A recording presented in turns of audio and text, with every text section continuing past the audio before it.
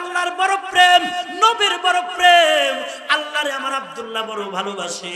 আল্লাহর জন্য, নবীর জন্য আব্দুল্লাহ বাড়িঘর ত্যাগ করছে, উলঙ্গ হইয়া তারপর মক্কা থেকে মদিনায় আসছে। আল্লাহর প্রতি বড় প্রেম আর ভালোবাসা। এ আমার আব্দুল্লাহর তোমরা কিছু বলিও না, জোরে বলুন সুবহানাল্লাহ। এ যুবক,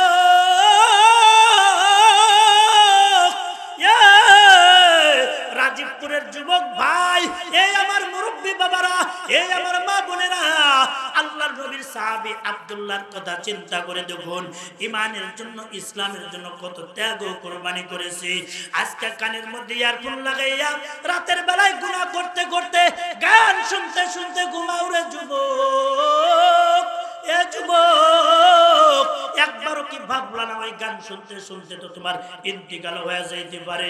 ও মা, আজকে টিভির পর্দার সিরিয়াল দেখতে দেখতে ঘুমায়া যাও, নাট্য সিনেমা দেখতে দেখতে ঘুমায়া যাও। চিন্তা করলা না এই গুনাহ করতে করতে যদি তোমার আমার মৃত্যু হয়ে যায়, তাইলে আপনার আমার কি অবস্থা হবে? আজকে মসজিদের মিনার থেকে আল্লাহু আকবারের আযানের আওয়াজ আসে, কিন্তু আমরা আযান শুনিয়া মসজিদে যাই না, কিন্তু আল্লাহকে রব হিসাবে মুখে মুখে স্বীকারোক্তি দেই, কিন্তু দিল দিয়ে আমরা মানি না। ঠিক না ঠিক জোরে বলেন। আল্লাহর পয়গম্বর এবার জিহাদের ময়দানে পাঠায় দিলেন। আব্দুল্লাহ জিহাদের ময়দানে গেল, যুদ্ধ হলো না। এবার এরকম ভাবে তাবু টানায়া আল্লাহর পয়গম্বরের সাহাবীরা তাবুর মধ্যে অবস্থান করতেছে, আল্লাহর পয়গম্বর আরেক তাবুর মধ্যে অবস্থান করতেছে। হঠাৎ করে খবর এলো আব্দুল্লাহ বড় অসুস্থ হয়ে গেছে। আল্লাহর পয়গম্বরের কাছে যখন সাহাবীরা বলল, ইয়া রাসূলুল্লাহ, ইয়া হাবিবাল্লাহ, আপনার আব্দুল্লাহ ভীষণ অসুস্থ, মনে হয় দুনিয়াতে আর বাঁচবে না। আল্লাহর পয়গম্বর আব্দুল্লাহর অসুস্থতার কথা শুনিয়া একটা দৌড় মারছে। আল্লাহু আকবার বলেন। আব্দুল্লাহর তাবুর ভিতরে গিয়া এবার দেখে আব্দুল্লাহ বড় ভীষণ অসুস্থ। আল্লাহর পয়গম্বর আব্দুল্লাহর মাথার উপরে নিজে বসে পড়লেন। বসিয়া আব্দুল্লাহর মাথাটা আল্লাহর পয়গম্বর নিজের উরুর উপরে রাখলেন। সুবহানাল্লাহ। চেহারাটা আল্লাহর পয়গম্বরের দিকে ঘুরাইয়া আল্লাহর পয়গম্বর আব্দুল্লাহর সাথে কথা বলতেছে। আব্দুল্লাহর সাথে কথা বলতে বলতে বলতে বলতে কিতাবের মধ্যে লেখেন, এক পর্যায়ে আল্লাহর পয়গম্বরের সাথে কথা বলতে বলতে আব্দুল্লাহ দুনিয়া থেকে বিদায় হয়ে যায়। আল্লাহর পয়গম্বর চোখের পানি আর ধরে রাখতে পারে না। আব্দুল্লাহর দিকে তাকায় আল্লাহর পয়গম্বর কান্দে, ডাক দে বলে, আব্দুল্লাহ রে, তুই দুনিয়া থেকে চলে গেলি। সাহাবীদেরকে ডাক দে বলে, সাহাবীরা তোমরা তাড়াতাড়ি আসো, আমার আব্দুল্লাহর জন্য দাফন কাফনের ব্যবস্থা করো। তোমরা আব্দুল্লাহর কিন্তু আস্তে আস্তে ধরবা, আব্দুল্লাহর লাশটা তোমরা আদবের সাথে ধরবা, আব্দুল্লাহর লাশটা তোমরা খুব সম্মানের সাথে ধরবা। এই আব্দুল্লাহ কিন্তু আল্লাহর কাছে বড় সম্মানিত ব্যক্তি। সুবহানাল্লাহ। দাফন কাফন হওয়ার ব্যবস্থা হয়ে গেল। আল্লাহর পয়গম্বর নিজে জানাজা নামাজ পড়াইয়া কবরস্থানে নিয়ে গেলেন, কবরের পাশে নিয়া। এবার আল্লাহর পয়গম্বর সাহাবীদেরকে ডাক দিয়ে বলে, ও আমার সাহাবীরা, এই মদিনার জমিনে যদি আব্দুল্লাহর কোনো আত্মীয় থাকতো, এই আব্দুল্লাহর কিন্তু মা নাই, আব্দুল্লাহর কিন্তু বাবা নাই, ইতিম সন্তান, আল্লাহ এবং তার রাসূলের জন্য ত্যাগ ও কুরবানি করে এ মক্কা থেকে হিজরত করে মদিনায় আসছে। আল্লাহর বড় পেয়ারা বান্দা। এই মক্কার মদিনার জমিনে যদি আব্দুল্লাহর কোনো আত্মীয় থাকতো, তাইলে কবরের মধ্যে নেমে আব্দুল্লাহর লাশটারে কবরের মধ্যে নামাইতো। এ সাহাবীরা তোমরা সাক্ষী থাকো, আমি পয়গম্বর নিজে আব্দুল্লাহর আত্মীয় হয়ে গেলাম। চিল্লায় বলুন সুবহানাল্লাহ। আর জোরে চিল্লায় বলেন আল্লাহু আকবার। ডাক দিয়ে বলে, সাহাবীরা রে, আমি পয়গম্বর, আমি আমার আব্দুল্লাহর আত্মীয় হয়ে গেলাম। আল্লাহর পয়গম্বর নিজে আত্মীয় হইয়া কবরের মধ্যে নিজে নামলেন। কবরের মধ্যে নামিয়া সাহাবীদেরকে ডাক দিয়ে বলে, এ আমার আব্দুল্লাহর লাশটা আমার হাতের মধ্যে দাও। সাহাবীরা আব্দুল্লাহর লাশটা আল্লাহর পয়গম্বরের হাতের মধ্যে দিয়ে দিলেন। আল্লাহর পয়গম্বর আব্দুল্লাহর লাশটা কবরের মধ্যে নামাইয়া চোখের পানি ফেলে ফেলে কান্দে। আল্লাহর পয়গম্বর আসমানের দিকে দুইটা হাত বাড়াইয়া আল্লাহকে ডাক দিয়ে বলে, ওগো আসমানের মালিক আল্লাহ,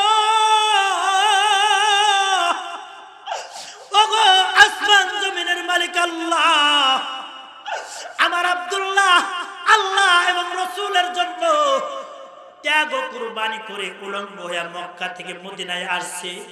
আল্লাহ গো,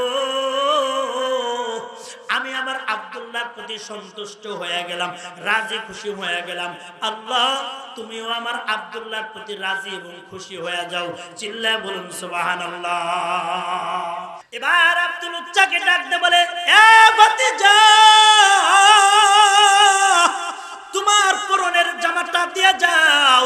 এবার আব্দুল উজ্জা চিন্তা করে, প্রয়োজনে সব দিয়ে দিব।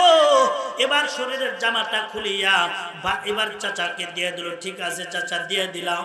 এবার ভাতিজা যখন আবার কিছু দূর রওনা হয়ে গেল, এবার পিছন দিক থেকে চাচাই আবার ডাক দেয়, ভাতিজা শোনো, এ ভাতিজা, তুমি যে পরনের লুঙ্গিটা পরে আসো, এই লুঙ্গিটা তো আমার টাকায় কেনা লুঙ্গি।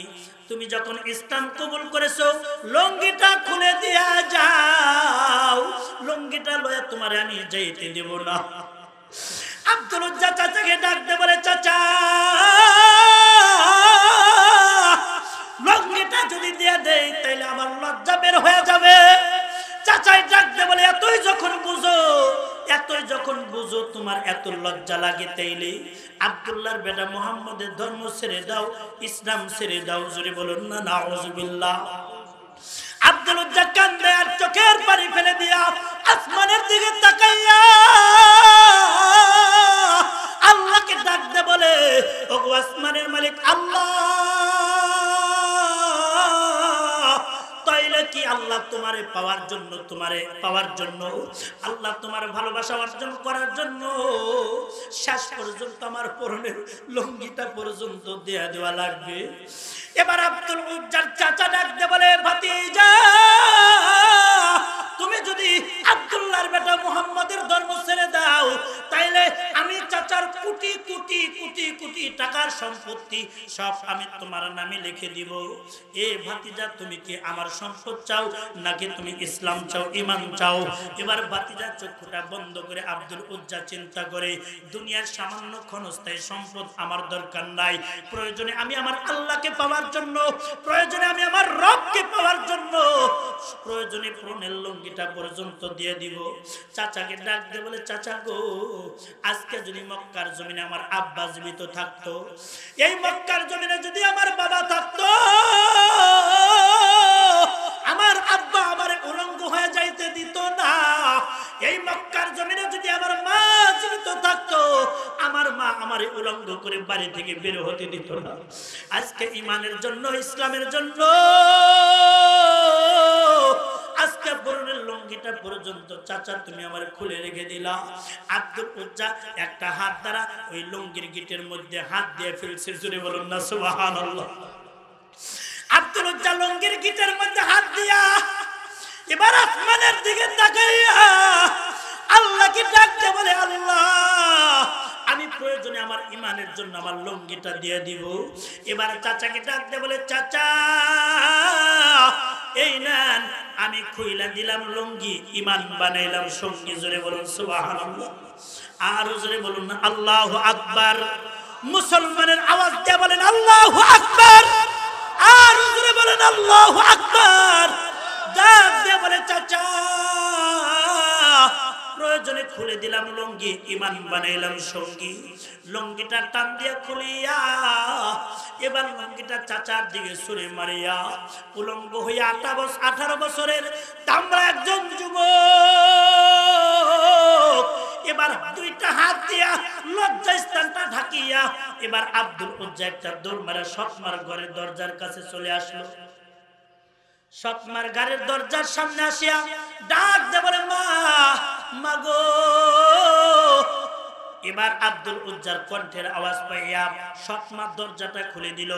দরজা খুলিয়া এবার দেখে 18 বছরের যুবক আব্দুল উজ্জা উলঙ্গ অবস্থায় দরজার সামনে। মা ডাক দে বলে, আব্দুল উজ্জা রে, কিভাবে হইল? আব্দুল উজ্জা ডাকতে বলে, মা আমি মুহাম্মদের ধর্ম ইসলাম কবুল করার কারণে, আমি ঈমান আনার কারণে চাচাই আমার পরনের লঙ্গিটা পর্যন্ত খুলে রেখে দিয়েছে। ও মা, আমি তোমার কাছে খাইতেও আসি নাই, পড়তেও আসি নাই, তোমার কাছে যদি এক টুকরা কাপড় থাকে মা, আমার লজ্জা স্থানটা ঢাকার জন্য এক টুকরা কাপড় আমি তোমার কাছে চাই। এবার আব্দুল উজ্জার মা ঘরের ভিতর থেকে একটা টুকরা কাপড় আনিয়া ওই কাপড়টারে দুইটা ভাগ করিয়া একটা ভাগ কাপড় এবার আব্দুল উজ্জার দিকে ছুঁড়ে মারছে। ছুঁড়ে মারার পরে আব্দুল উজ্জা এতটুকু কাপড় পাইলো, ওই কাপড় দিয়ে নবী ডাকলে লজ্জা স্থান বেরিয়ে যায়, লজ্জা স্থান ডাকলে নবী বের হয়ে যায়। এই অবস্থায় আব্দুল উজ্জা কোন রকম লজ্জা স্থানটা ঢাকিয়া এবার ডাকতে বলে, মা আমি আমার আল্লাহকে পাওয়ার জন্য, আমি আমার রবকে পাওয়ার জন্য, আমি ইসলামের জন্য, ঈমানের জন্য আমি তোমাদের এলাকা ছেড়ে দিলাম, আর কোনদিন তোমাদের বাড়িতে আসবো না। হে আব্দুল উজ্জা মক্কা ছেড়ে এত দূরের পথ, মালকে মাল, এখন হাজী সাহেবরা মক্কা থেকে কত সফর করে গাড়িতে চড়ে ঘন্টার পর ঘন্টা অতিক্রম করে মদিনাতুল মুনাওয়ারায় যায়। আব্দুল উজ্জা গরিব মানুষ, পায়ে হেঁটে তারপরে মক্কা থেকে হিজরত করে মদিনায় যায়। আল্লাহর পয়গম্বর মদিনাতে অবস্থান করে। আস্তে আস্তে গভীর রাত হয়ে গেল। আব্দুল উজ্জা এমন সময় এসে পৌঁছাইছে গভীর রাতে। আব্দুল উজ্জা এবার মসজিদের নববীর সামনে উপস্থিত হইয়া মসজিদের নববীর বারান্দার মধ্যে আব্দুল উজ্জা বসে আছে। জীর্ণ শীর্ণ পোশাক, কোন রকম একটা লজ্জাস্থান ঢাকার মতো একটা কাপড়, এছাড়া আব্দুল উজ্জার কাছে আর কোনো কিছুই নাই। গভীর রাতে হযরতে বেলাল আসছে, দেখে জীর্ণ শীর্ণ পোশাকে একজন যুবক বসে আছে। আল্লাহর পয়গম্বর এবার ফজরের নামাজ পড়ার জন্য, এবার যখন রাতের বেলায় আজানের সময় আল্লাহর পয়গম্বর মসজিদে নববীর দিকে আসতেছে। আব্দুল উজ্জা বর্ণনা করে, আমি যখন দূর থেকে দেখলাম আল্লাহর পয়গম্বর আসতেছে, আমি দীর্ঘ পথ অতিক্রম করে আসছি, আমার শরীরটা খুবই ক্লান্ত, পেটের মধ্যে বড় ক্ষুধা, পেটটা পিঠের সাথে লেগে গেছে, কয়েকদিন যাবত পেটের মধ্যে কোনো কিছুই ঢোকে না। আব্দুল উজ্জা ডাকতে বলে, আমি যখন দূর থেকে আমার পয়গম্বর মুহাম্মাদুর রাসূলুল্লাহ, সবাই পড়ে সাল্লাল্লাহু আলাইহি ওয়াসাল্লামের চেহারা দেখলাম। আব্দুল উজ্জা ডাকতে বলে, আল্লাহর পয়গম্বরের চেহারা দেখিবার সাথে সাথে আমি আব্দুল উজ্জার দীর্ঘদিনের ক্লান্ত আর পেটের সব ক্ষুধাগুলো নিবারণ হয়ে গেল। আর জোরে বলুন সুবহানাল্লাহ, আর জোরে বলুন আল্লাহু আকবার। এবার আব্দুল উজ্জা আল্লাহর পয়গম্বরের চেহারার দিকে তাকাইয়া রইছে। এবার আল্লাহর পয়গম্বর আস্তে আস্তে যখন মসজিদে নববীর বারান্দার কাছে আসছে, আব্দুল উজ্জারে দেখি আল্লাহর পয়গম্বর প্রথমে চিনতে পারে নাই। জীর্ণ শীর্ণ একটা পোশাক, কোন রকম লজ্জা স্থানটা ঢাকা, কারণ এই আব্দুল্লাহ তো বড় লোকের সন্তান। ডাক দে বলে, আল্লাহর পয়গম্বর, এ যুবক তুমি কে, কি তোমার পরিচয়? আব্দুল উজ্জা চোখের পানি ছেড়ে দিয়া ডাক দে বলে, আল্লাহর পয়গম্বর, ওগো নবীজি, আপনি কি আমারে চিনতে পারেন নাই? আমি হলাম মক্কার ওই যুবক, আমি মক্কায় থাকাকালীন আপনার হাতে হাত রেখে কালিমা পড়ে মুসলমান হয়েছি। আমি হলাম আব্দুল উজ্জা। আল্লাহর পয়গম্বর আব্দুল উজ্জার জবানে তার নামটা শোনার সাথে সাথে চোখের পানি আর ধরে রাখতে পারলেন না। আল্লাহর পয়গম্বরের চোখ দিয়া পানির ফোঁটাগুলি জোরে জোরে পড়তেছে। আল্লাহর পয়গম্বর ডাকতে বলে, আরে আব্দুল উজ্জা, তুমি তো বড় লোকের সন্তান, তুমি তো কোটিপতির সন্তান, তোমার এই হালত কেন? তোমার দেখে তো আমি চিনতে পারলাম না। আল্লাহর পয়গম্বরকে ডাকতে বলে, নবী গো, আপনার হাতে হাত দিয়ে ইসলাম কবুল করার কারণে আমার চাচা আমার এই ঘর থেকে, বাড়ি থেকে ধাক্কা দিয়া, ঘাড় ধাক্কা দিয়ে বের করে দিয়েছে। শুধু ঘাড় ধাক্কা দিয়ে বের করে দিয়েছে তা নয়, ওগো নবীজি, আমার আমার চাচা আমারে পরনের লুঙ্গিটা পর্যন্ত রাখতে দেয় নাই, খুলে লয়ে গেছে। আমার চাচা আমারে প্রস্তাব করেছে, তুই সম্পদ চাও না আল্লাহরে চাও, তুমি কি সম্পদ চাও না মুহাম্মদ রে চাও? ওগো নবীজি, আমি আমার চাচাকে বলে দিয়েছি দুনিয়ার সব সম্পত্তি আমি হালাকি মারলাম, আমি আমার পয়গম্বরে চাই, আমি আমার আল্লাহরে চাই। ওগো পয়গম্বর, আমি আল্লাহর জন্য, আমি নবীর জন্য সব কিছু ত্যাগ করিয়া আল্লাহ এবং নবীর ভালোবাসায় উলঙ্গ হইয়া মক্কা থেকে মদিনায় চলে আসছি। আল্লাহর পয়গম্বর চোখের পানি ধরে রাখতে পারে না, ডাকতে বলে, আব্দুল উজ্জা রে, আল্লাহু আকবার, তুমি আল্লাহর জন্য নবীর জন্য এত কুরবানি করেছো, তোমার নাম আব্দুল উজ্জা হতে পারে না, তুমি মূর্তির গোলাম হতে পারো না। আমি পয়গম্বর তোমার প্রতি সন্তুষ্ট হয়ে গেছি, আমি নবী তোমার প্রতি সন্তুষ্ট হয়ে গেছি, আমি নবীজি তোমার নাম রেখে দিলাম, তুমি আব্দুল উজ্জা হতে পারো না, তুমি আল্লাহ এবং রাসূলের জন্য এত ত্যাগ ও কুরবানি করেছো, তোমার নাম হলো আব্দুল্লাহ, তোমার নাম হলো আল্লাহর গোলাম। চিল্লায় বলুন সুবহানাল্লাহ, আর জোরে বলুন না আল্লাহু আকবার। মুসলমানের আওয়াজ দিয়ে বলেন আল্লাহু আকবার। আল্লাহর পয়গম্বর নিজে মহব্বত করে নাম রেখে দিলেন, তোমার নাম আব্দুল উজ্জা হতে পারে না, তোমার নাম হলো আব্দুল্লাহ। আল্লাহর পয়গম্বর সাহাবীদেরকে ডাক দিয়ে বলে, এ সাহাবী, কার ঘরে খানা আছে আমার আব্দুল্লাহর জন্য খানা নিয়ে আসো, কার ঘরে কাপড় আছে, লুঙ্গি আছে, লুঙ্গি নিয়ে আসো। এক সাহাবী লুঙ্গি লয়ে আসছে, আল্লাহর পয়গম্বর আব্দুল উজ্জার লুঙ্গি পরাইলেন। আর এক সাহাবী জামা লয়ে আসছে, আব্দুল উজ্জার জামা পরাইলেন। আর এক সাহাবী খানা লয়ে আসছে। এবার আল্লাহর পয়গম্বর ডাক দিয়ে বলে, সাহাবীরে, এই খানাটা আমার হাতে দাও। সাহাবী ডাক দিয়ে বলে, নবী গো, ও পয়গম্বর, আপনার সাহাবী লুঙ্গি লয়ে আসছে, নিজের হাতে লুঙ্গি দিল, আপনার সাহাবী জামা লয়ে আসছে, নিজের হাতে জামা দিল, আমি খানা লয়ে আসছি, কেন আমি নিজের হাতে দিতে পারবো না? আল্লাহর পয়গম্বর ডাক দিয়ে বলে, আমার আব্দুল্লাহ রে তুমি আমার কাছে খানা দাও, আমি পয়গম্বর নিজে মেহমানদারি করাবো আমার আব্দুল্লাহকে। জোরে বলুন সুবহানাল্লাহ। আব্দুল্লাহর মেহমানদারি করাইয়া আসহাবে সুফফার সাথী বানায় দিলেন। মসজিদে নববীর মধ্যে আসহাবে সুফফার সাথীদের সাথে আল্লাহর পয়গম্বরের সাহাবী আব্দুল্লাহ একসাথে এখানে ইবাদত বندگی করে।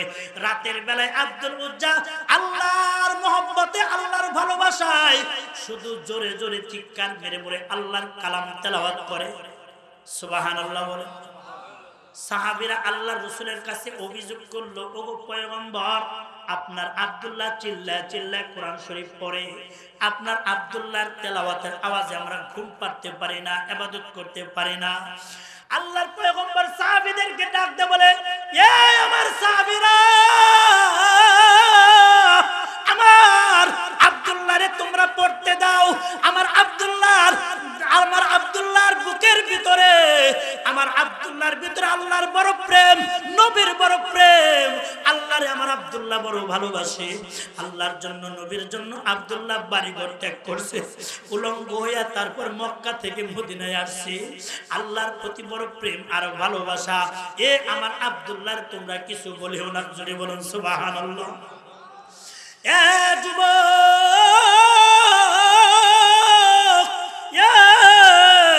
রাজীবপুরের যুবক ভাই, এই আমার মুরব্বী বাবারা, এই আমার মা বোনেরা, আল্লাহর নবীর সাহাবী আব্দুল্লাহর কথা চিন্তা করে দেখুন, ইমানের জন্য, ইসলামের জন্য কত ত্যাগ ও কুরবানি করেছে। আজকে কানের মধ্যে ইয়ারফোন লাগাইয়া রাতের বেলায় গুনাহ করতে করতে, গান শুনতে শুনতে ঘুমাও রে যুবক। এ যুবক, একবারও কি ভাবলা না ওই গান শুনতে শুনতে তো তোমার ইন্তিকাল হয়ে যাইতে পারে? ও মা, আজকে টিভির পর্দার সিরিয়াল দেখতে দেখতে ঘুমায়া যাও, নাট্য সিনেমা দেখতে দেখতে ঘুমায়া যাও। চিন্তা করলা না এই গুনাহ করতে করতে যদি তোমার আমার মৃত্যু হয়ে যায়, তাইলে আপনার আমার কি অবস্থা হবে? আজকে মসজিদের মিনার থেকে আল্লাহু আকবারের আযানের আওয়াজ আসে, কিন্তু আমরা আযান শুনিয়া মসজিদে যাই না, কিন্তু আল্লাহকে রব হিসাবে মুখে মুখে স্বীকারোক্তি দেই, কিন্তু দিল দিয়ে আমরা মানি না। ঠিক না ঠিক? জোরে বলেন। আল্লাহর পয়গম্বর এবার জিহাদের ময়দানে পাঠিয়ে দিলেন। আব্দুল্লাহ জিহাদের ময়দানে গেল, যুদ্ধ হলো না।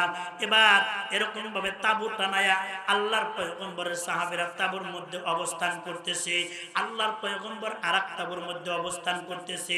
হঠাৎ করে খবর এলো আব্দুল্লাহ বড় অসুস্থ হয়ে গেছে।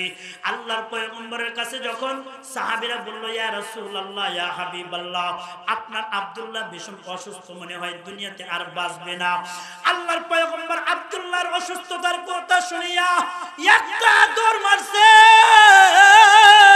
আল্লাহু আকবার বলেন।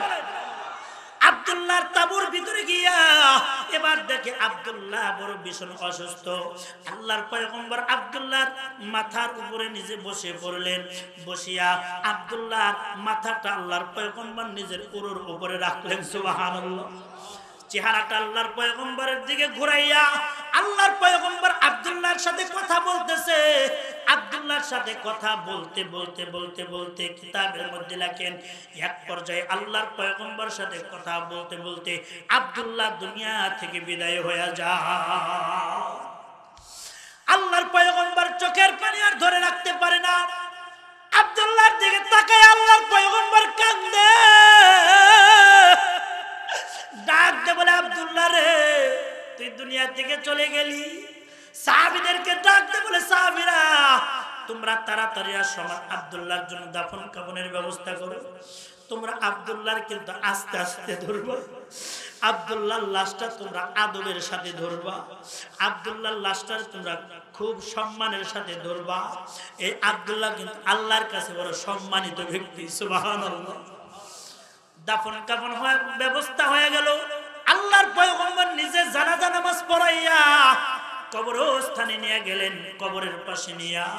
এবার আল্লাহর পয়গম্বর সাহাবীদেরকে ডাক দিয়ে বলে, ও আমার সাহাবীরা, এই মদিনার জমিনে যদি আব্দুল্লাহর কোনো আত্মীয় থাকতো, এই আব্দুল্লাহর কিন্তু মা নাই, আব্দুল্লাহর কিন্তু বাবা নাই, এতিম সন্তান, আল্লাহ এবং তার রাসূলের জন্য ত্যাগ ও কুরবানি করে এই মক্কা থেকে হিজরত করে মদিনায় আসছে আল্লাহর বড় পেয়ারা বান্দা। এই মক্কার মদিনার জমিনে যদি আব্দুল্লাহর কোনো আত্মীয় থাকতো, তাইলে কবরের মধ্যে নেমে আব্দুল্লাহর লাশটারে কবরের মধ্যে নামাইতো। এ সাহাবীরা তোমরা সাক্ষী থাকো, আমি পয়গম্বর নিজে আব্দুল্লাহর আত্মীয় হয়ে গেলাম। চিল্লায় বলুন সুবহানাল্লাহ। আর জোরে চিল্লায় বলেন আল্লাহু আকবার। ডাক দিয়ে বলে, সাহাবীরা রে, আমি পয়গম্বর, আমি আমার আব্দুল্লাহর আত্মীয় হয়ে গেলাম। আল্লাহর পয়গম্বর নিজে আত্মীয় হইয়া কবরের মধ্যে নিজে নামলেন। কবরের মধ্যে নামিয়া সাহাবীদেরকে ডাক দিয়ে বলে, এ আমার আব্দুল্লাহর লাশটা আমার হাতের মধ্যে দাও। সাহাবীরা আব্দুল্লাহর লাশটা আল্লাহর পয়গম্বরের হাতের মধ্যে দিয়ে দিলেন। আল্লাহর পয়গম্বর আব্দুল্লাহর লাশটা কবরের মধ্যে নামাইয়া চোখের পানি ফেলে ফেলে কান্দে। আল্লাহর পয়গম্বর আসমানের দিকে দুইটা হাত বাড়াইয়া আল্লাহকে ডাক দিয়ে বলে, ওগো আসমানের মালিক আল্লাহ, ওগো আসমান জমিনের মালিক আল্লাহ, আমার আব্দুল্লাহ আল্লাহ এবং রাসূলের জন্য ত্যাগ ও কুরবানি করে উলঙ্গ হয়ে মক্কা থেকে মদিনায় আসছে। আল্লাহ গো, আমি আমার আব্দুল্লাহর প্রতি সন্তুষ্ট হয়ে গেলাম, রাজি খুশি হয়ে গেলাম। আল্লাহ, তুমিও আমার আব্দুল্লাহর প্রতি রাজি এবং খুশি হয়ে যাও। চিল্লায় বলুন সুবহানাল্লাহ। আর জোরে বলুন না আল্লাহু আকবার। মুসলমানের আওয়াজ দিয়ে বলেন আল্লাহু আকবার। এ রাজীবপুরের যুবক, এই আমার মুরব্বী বাবারা, এই আমার মুসলমান ভাইরা, আল্লাহর পয়গম্বরের হাতে হাত রেখে ইসলাম কবুল করার কারণে, আল্লাহ এবং নবীর জন্য বাড়িঘর ছাড়ার কারণে আল্লাহর কাছে তার মর্যাদা বাড়ছে না কমছে? চিল্লায় বলেন, আর জোরে বলেন, বাড়ছে না কমছে? আল্লাহর পয়গম্বরের দোয়া দেখিয়া উপস্থিত সাহাবায়ে কেরাম হাউমাউ করে কান্না করতেছে। ডাক দিয়ে বলে এই আব্দুল্লাহর স্থানে যদি আব্দুল্লাহ না হইয়া আমার ইন্তিকাল হইতো। আব্দুল্লাহ কত বড় ভাগ্যবান, নবীর উরুর উপরে তার ইন্তিকাল হইল। নবী আব্দুল্লাহর লাশটা নিজের হাতে কবরের মধ্যে নামাইলো। আল্লাহর পয়গম্বর আব্দুল্লাহর কাফন বাজারের কোন কাপড় দিয়ে আব্দুল্লাহর লাশের আব্দুল্লাহর কাফন পরাই নাই। আল্লাহর পয়গম্বরের পরনের দুইটা কাপড় দিয়া আব্দুল্লাহর কাফন বানায় দিছে। এজন্য তাকে বলে আব্দুল্লাহ জুল বাজাদাইন। জোরে বলুন সুবহানাল্লাহ। এ মুসলমান ভাইরা, এই আমার মুরব্বি বাবারা, আমার মা বোনেরা, আল্লাহর পয়গম্বরের সাহাবীরা ঈমানের জন্য, ইসলামের জন্য কত ত্যাগ এবং কুরবানি করেছে। আজকে আমরা মাগনা ইসলাম পাইছি, এজন্য ইসলামের দরদ আমাদের ভিতরে নাই। মাগনা ঈমান পাইছি, এজন্য আমাদের কাছে ঈমানের বড় দাম নাই। ঠিক না বেঠিক? জোরে বলেন। এজন্য সাহাবায়ে কেরামের মতো যদি আমরাও যদি ত্যাগ ও কুরবানির বদৌলতে যদি ইসলাম পাইতাম, তাইলে আমাদের ভিতরে ইসলামের দরদ থাকতো। এই বাংলার জমিনে ইসলামের বিরুদ্ধে কথা বলে কেউ জামাইয়ের মতো ঘুরে বেড়াইতে পারতো না। ঠিক না বেঠিক? জোরে বলেন। এই সরকারের আমলে এই কত নাস্তিক মুরতাদেরা ইসলামের বিরুদ্ধে কথা বললো, কত নাস্তিক মুরতাদেরা কোরআনের বিরুদ্ধে কথা বললো, কত নাস্তিক মুরতাদেরা আল্লাহর পয়গম্বরের আখলাক নিয়ে কথা বললো। তারপরেও দেখবেন তারা জামাইয়ের মতো ঘুরে ঘুরে বেড়ায়, তারা কারাবরণ হয় না, তাদেরকে জেলখানার মধ্যে আবদ্ধ করা হয় না। যারা আল্লাহর কোরআনের কথা বলে, যারা ইসলামের কথা বলে, নায়েবে নবীদেরকে ইসলামের শত্রুরা আল্লাহর কোরআনের জন্য, ইসলামের জন্য তাদের উপরে জুলুম নির্যাতনের স্টিম রোলার চালায়া আল্লাহর পয়গম্বরের নায়েবে নবীদের উপরে কত জুলুম নির্যাতন করলো। ঠিক না বেঠিক? জোরে বলেন। এজন্য ইসলাম এত সহজে আসে নাই। এজন্য ইসলামের জন্য সাহাবায়ে কেরাম যেভাবে ত্যাগ এবং কুরবানি করেছে, আমাদেরকেও ইসলামের জন্য ত্যাগ এবং কুরবানি করতে হবে। ইসলামের জন্য, কোরআনের জন্য, কোরআনের মাদ্রাসার জন্য, ইসলামের জন্য প্রয়োজনে জান দিব, প্রয়োজনে মাল দিব, তারপর আল্লাহর জমিনে আল্লাহর দ্বীন প্রতিষ্ঠা করবই করব ইনশাআল্লাহ। ঠিক না বেঠিক? জোরে বলেন। যদি ইসলামের জন্য, ইসলাম কায়েমের জন্য, মাদ্রাসার জন্য, আল্লাহর কোরআনের জন্য যদি জান দিতে হয় জান, যদি মাল দিতে হয় মাল দেওয়ার জন্য কে কে প্রস্তুত আছেন? দুই হাত উত্তোলন করে দেখা। নারে তাকবীর, নারে তাকবীর। হাত নামান, হাত নামান। কারণ ইসলাম এখন তো আপনারা নবী পাবেন না, নায়েবে নবীদের উত্তরসূরি হিসেবে আপনারা থাকবেন। নায়েবে নবীদের উত্তরসূরি হিসেবে তাদের সাথে থাকবেন, মাদ্রাসার সাথে সম্পর্ক রাখবেন। এই যে রাজীবপুর মদিনাতুল উলুম মাদ্রাসা, এই মাদ্রাসায় কি কোন গান বাজনা শিক্ষা দেওয়া হয় নাকি আল্লাহর কোরআন শিক্ষা দেওয়া হয়? আরো জোরে বলেন। এই মাদ্রাসা কিন্তু নতুন না। আপনারা মনে করবেন যে মনে হয় মাদ্রাসা নতুন নতুন হুজুররা মাদ্রাসা করে করে একটা ব্যবসা শুরু করছে। একদম নাস্তিক মুরতাদ এই কথা বলে। ঠিক না বেঠিক? জোরে বলে। এই মাদ্রাসার উৎপত্তি তো মসজিদে নববী থেকে হয়েছে। আল্লাহু আকবার বলেন। আসহাবে সুফফা যারা সাথী হিসেবে আল্লাহর পয়গম্বরের সাহাবীরা, মসজিদে নববী এটা হলো প্রথম মাদ্রাসা। আল্লাহ রাসূল নিজে মসজিদে নববীর মধ্যে আসহাবে সুফফার সাথীদেরকে আল্লাহর কোরআনের তালিম, কোরআনের জ্ঞান, ইসলামের জ্ঞান শিক্ষা দিয়েছে। জোরে বলুন না সুবহানাল্লাহ। ওখান থেকেই আস্তে আস্তে এইভাবে বিভিন্ন কোয়ালিটিতে কোরআন সুন্নাহর তালিম তরবিয়তের একটা রাস্তা দ্বীনি মাদারিসুল কওমিয়ার মাধ্যমে পুরা গোটা বাংলাদেশ সহ পুরা পৃথিবীর মধ্যে ছড়ায় ছিটায়া মাদ্রাসা এর মাধ্যমে আল্লাহর কোরআনের তালিম দেওয়া হচ্ছে। জোরে বলুন ঠিক না বেঠিক? জোরে বলেন। আল্লাহু আকবার। এই মাদ্রাসাগুলোতে যদি সন্তানদেরকে পড়াই তাহলে সন্তানগুলা নেক সন্তান হবে। আর যদি নেক সন্তান যদি বানাইতে না পারে তাহলে কপালে দুর্গতি আছে না নাই? আর জোরে বলেন আছে না নাই? এখন তো দিন যত যাচ্ছে বৃদ্ধাশ্রম, ঢাকা শহরে বৃদ্ধাশ্রমের উৎপত্তি আরো বেশি করে হচ্ছে। বৃদ্ধাশ্রম একের পর এক তৈরি হচ্ছে। সন্তান বড় শিক্ষিত হচ্ছে, মা বাবার কদরদানি, মুরব্বীদের সম্মান, মুরব্বীদের শ্রদ্ধা দিন দিন কমে যাচ্ছে।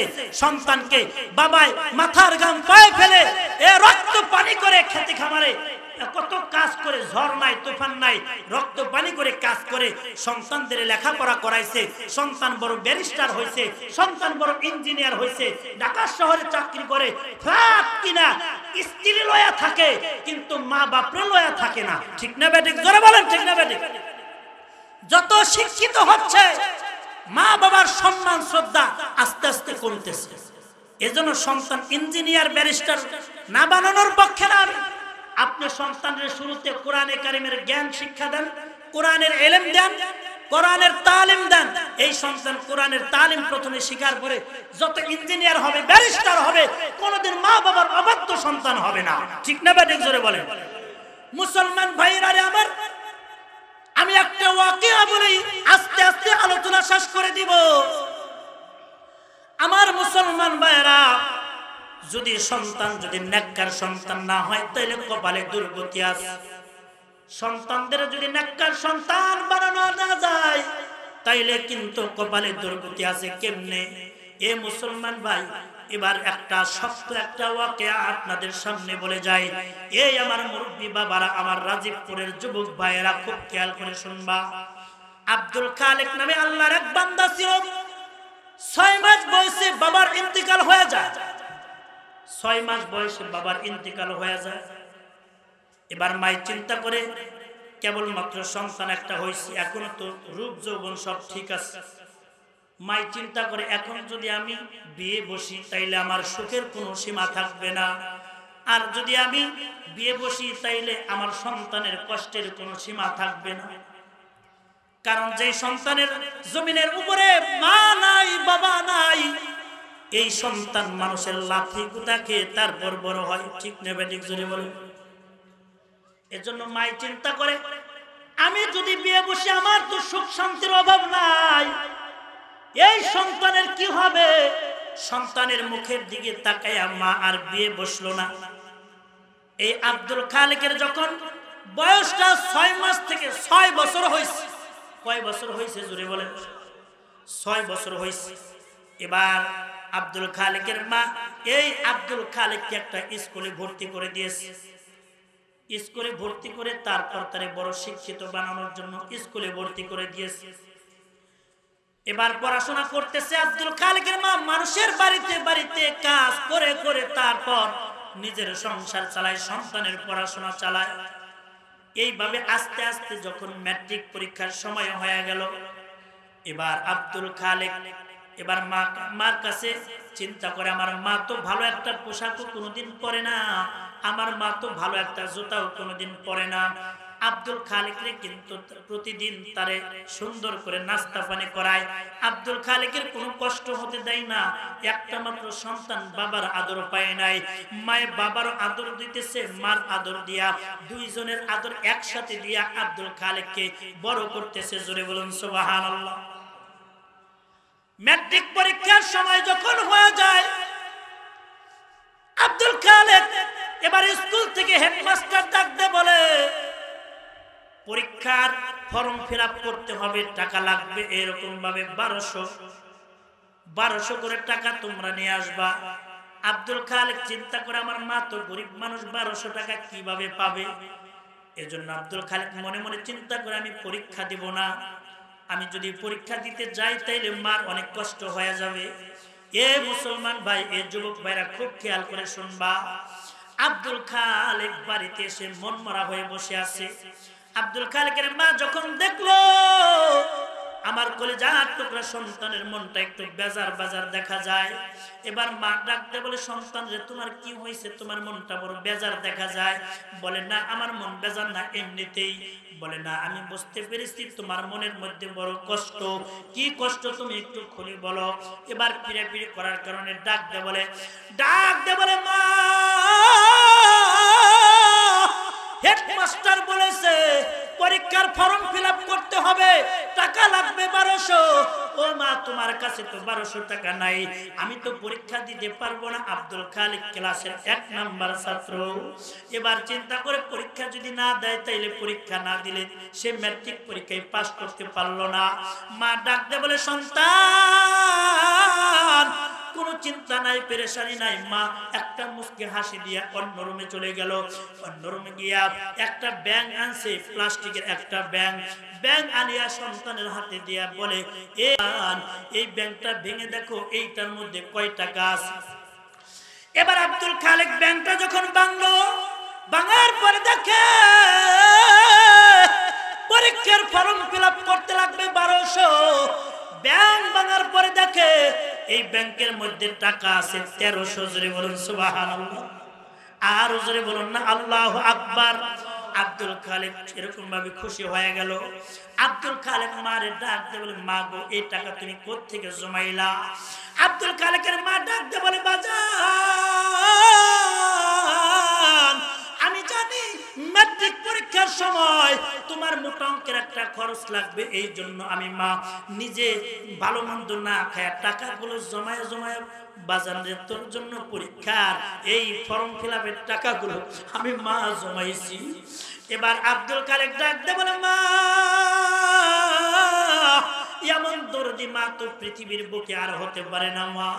আব্দুল খালেকের মা ডাক দে বলে বাজানের কথা দে, বড় শিক্ষিত হয়ে তুই আমি মাকে ভুলবি না।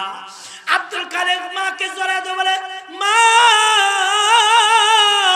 এমন মাকে কোনোদিন ভোলা যায় না যে মা নিজে না খাইয়া মা তোমারে কোনোদিন ভালো একটা পোশাক পরতে দেখি নাই, মা তোমারে ভালো একটা জুতা পরতে দেখি নাই গো মা।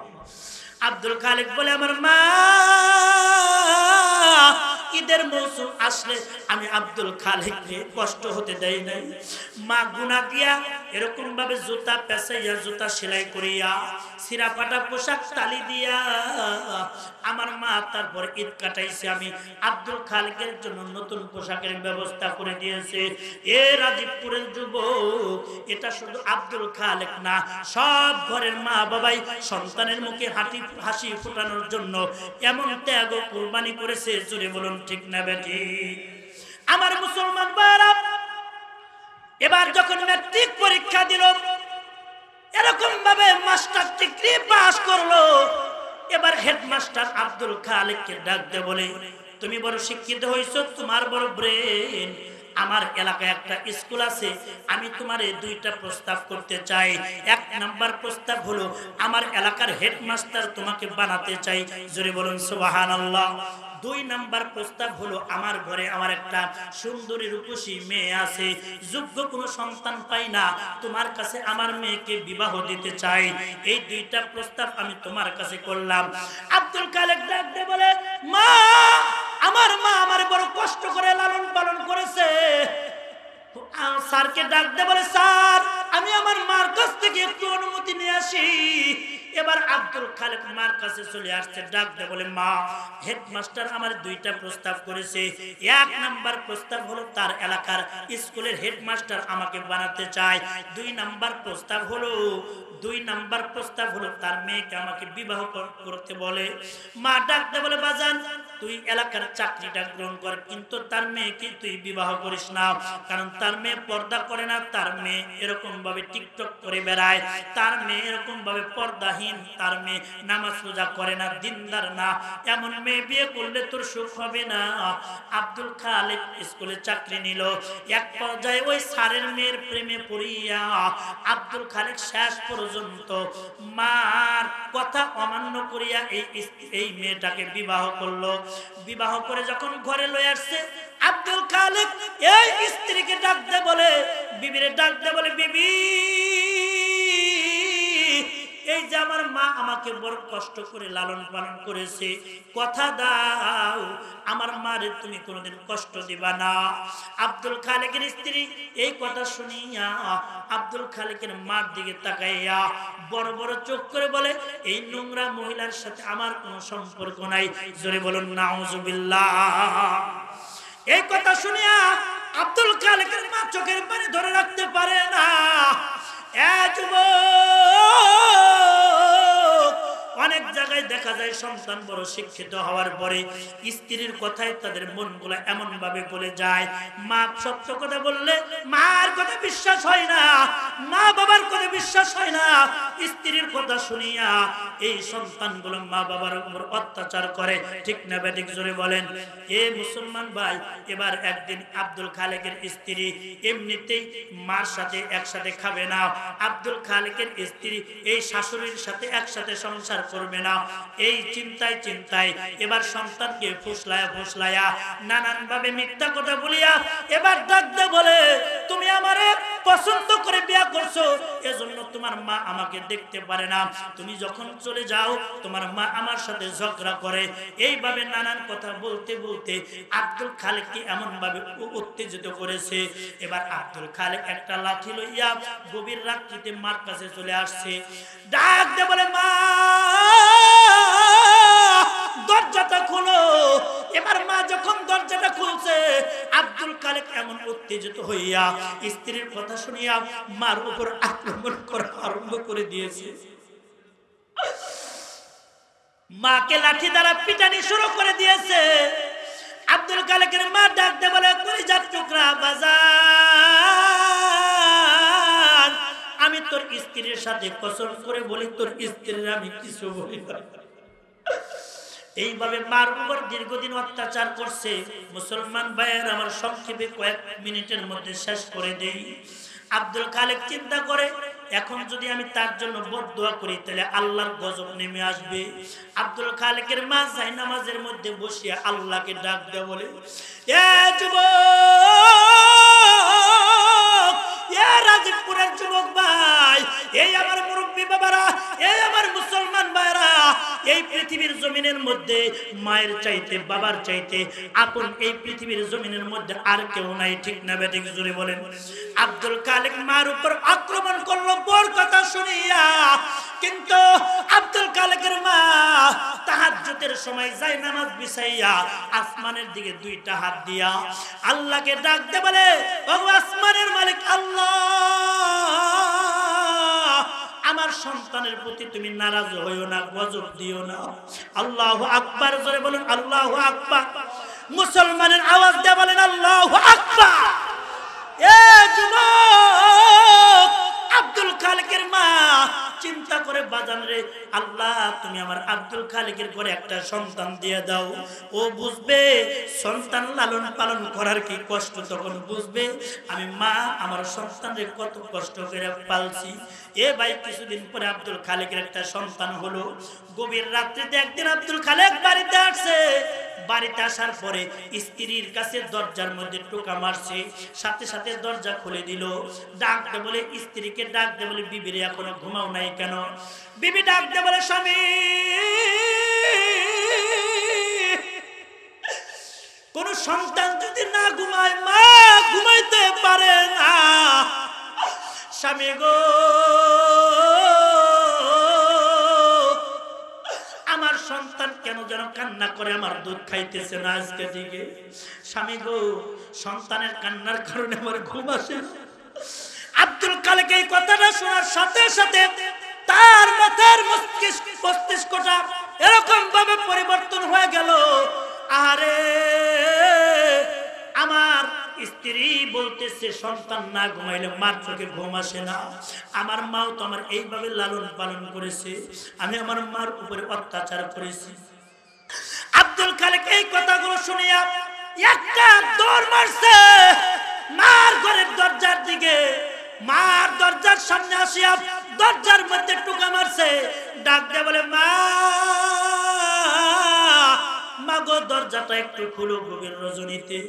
আব্দুল খালেকের মা চিন্তা করে, আমার বউ মনে হয় আবার সন্তানরে ফুসলায় দিছে, সন্তান উত্তেজিত হয়ে আবার আসছে, আমার উপর মনে হয় অত্যাচার করবে। ডাক দিয়ে বলে, বাজান কসম করে বলে, বাজান আমি তোর স্ত্রীর আজকে কিছু বলি নাই। আব্দুল খালেক ডাকতে বলে, মা তুমি দরজাটা খুলো। দরজাটা খোলার পরে এবার চিন্তা করে, দরজা যদি না খুলি তাইলে সন্তান রাগী মানুষ, দরজা ভেঙে যদি প্রবেশ করে তাইলে আমার উপরে বেশি অত্যাচার করবে। আব্দুল খালেকের মা ভয়ে ভয়ে দরজাটা খুলে একটা দৌড় মেরে রুমের অন্য কোনায় চলে গেছে। আব্দুল খালেক একটা দৌড় দিয়া মার পা দুইটা জড়াইয়া ধরিয়া ডাকতে বলে, মা। আল্লাহু আকবার বলে, আরো জোরে বলুন আল্লাহু আকবার। এবার মার পা দুইটা জড়াইয়া ধরিয়া ডাকতে বলে, মা গো, ওগো মা, আমি না বুঝিয়া তোমার উপরে এমন জুলুম আর নির্যাতন করেছি। আব্দুল খালেকের মা ডাকতে বলে, বাজার তোরে শিক্ষিত করার জন্য, তোরে বড় করার জন্য আমি মা কোনদিন বিয়ে বসি নাই রে বাজার। বাজার রে তোরে শিক্ষিত করার জন্য আমি মা কোনদিন ভালো মন্দ খাই নাই। তোরে শিক্ষিত করার জন্য আমি মা নিজে সিরা ফাটা পোশাক পরে তোর পরীক্ষার ফর্ম ফিল আপ করার জন্য ব্যাংকের মধ্যে টাকা জমাইছি। আজকে তুই স্ত্রীর কথা শুনে আমার উপরে অত্যাচার করস। আব্দুল খালেক মার পা দুইটা জড়াইয়া ধরিয়া ডাকতে বলে, মা তুমি আমারে মাফ করে দাও। এ যুবক, এ রাজীবপুর এলাকার যুবক ভাই, যারা মা বাবার সাথে বেয়াদবি করছো, আজকের এই মাহফিল থেকে শিক্ষা নাও। মা বাবার চাইতে দামি সম্পদ এই বাংলার জমিনে নাই, পৃথিবীর জমিনের উপরে নাই। মা বাবার চাইতে নরম দিলওয়ালা মানুষ নাই। যত ভুল করেছো মার কাছে গিয়ে বলবা, মা, বাবার হাত ধরে বলবা, বাবা ভুল করে ফেলেছি, তুমি আমারে মাফ করে দাও। দেখবেন মার দিলটা এত নরম, বলতে দেরি মাফ করতে দেরি করবে না। জোরে বলুন সুবহানাল্লাহ, আর জোরে বলুন আল্লাহু আকবার। এ মুসলমান ভাই, একটা কথা আপনাদেরকে বলে যাই, বর্তমান বাংলাদেশের একটা নিয়ম হলো, মা বাপ যদি ছোট ভাইয়ের সাথে খায়, মেজো ভাইয়ের সাথে খায়, বড় ভাইয়ের সাথে খায়, অন্য সন্তানেরা মনে করে আমার কোনো দায়িত্ব নাই। ঠিক না বেঠিক? জোরে বলেন। মা বাপ যদি সন্তানরে সম্পত্তি থেকে একটু ভাগে কম দেয়, তাইলে মনে করে আমি আমার দায়িত্ব মা বাবার উপরে নাই। আল্লাহর পয়গম্বর বলেন, তোমার মা বাবা যদি তোমারে সম্পদ থেকে একেবারে বঞ্চিত করে, তোমারে যদি কিচ্ছু না দেয়, তাইলে পৃথিবীর কোন সন্তানের এই ক্ষমতা নাই যে মা বাবার সাথে দুর্ব্যবহার করা। ঠিক না বেঠিক? জোরে বলেন। আজকে মা বাবার চিকিৎসা লয়া, মা বাবার ওষুধের পয়সা লয়া খেলাঠেলি করো। এ যুবক, তুমি কি চিন্তা করো না, তোমার আমার যখন ছোট্টবেলায় জ্বর আসতো, অসুস্থ হয়ে গেলে মা বাবার চোখে ঘুম আসতো না। সন্তানরে কোন সময় কোন ডাক্তারের কাছে নিলে, কোন ফকিরের কাছে নিলে আমার সন্তান কলিজার টুকরা ভালো হবে। সন্তানের জন্য মা বাবা নিজের আরামের ঘুমকে বিসর্জন দিয়া, সম্পদ বিসর্জন দিয়া তোমার আমার জন্য, তোমাকে আমাকে সুস্থ করার জন্য মেহনত করেছে।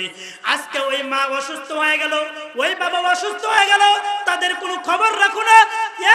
রাজীবপুরের যুবক, শ্বশুর বাড়িতে কত আঙ্গুর লয়ে গেলা, আপেল লয়ে গেলা, মা বাবার মন খুশি করতে কোটি কোটি টাকা লাগে না রে যুবক। আজকে মা ছোট ভাইয়ের সাথে খাই, বাড়িতে একটু ভালো মন্দ রান্না হয়েছে, ভালো মন্দ রান্না হয়েছে, এই একটু খাবারগুলো এক টুকরা মাছ, দুই টুকরা গোস্ত মার প্লেটে নিয়ে দাও, বাবার প্লেটে নিয়ে দাও। বাজার থেকে আঙ্গুর কিনছো, আপেল কিনছো, মার হাতে নিয়ে দাও, বাবার হাতে নিয়ে দাও। কখন কি খাও বুঝি না। দেখবেন মার দিল খুশি হয়ে যাবে, বাবার দিল খুশি হয়ে যাবে, আসমানের মালিক আল্লাহ খুশি হইয়া তোর সংসারে বরকত দিবে, তোর জীবনের মধ্যে বরকত দিয়ে দিবে। ঠিক না বেঠিক? জোরে বলেন। মুহতারাম হাজিরিন, যাই হোক, যে কথাগুলো এতক্ষণ পর্যন্ত এখানে আলোচনা করলাম, আল্লাহ তাআলা আমাকে এবং আপনাদের সবাইকে আমল করার তৌফিক দান করেন। সবাই বলেন আমিন।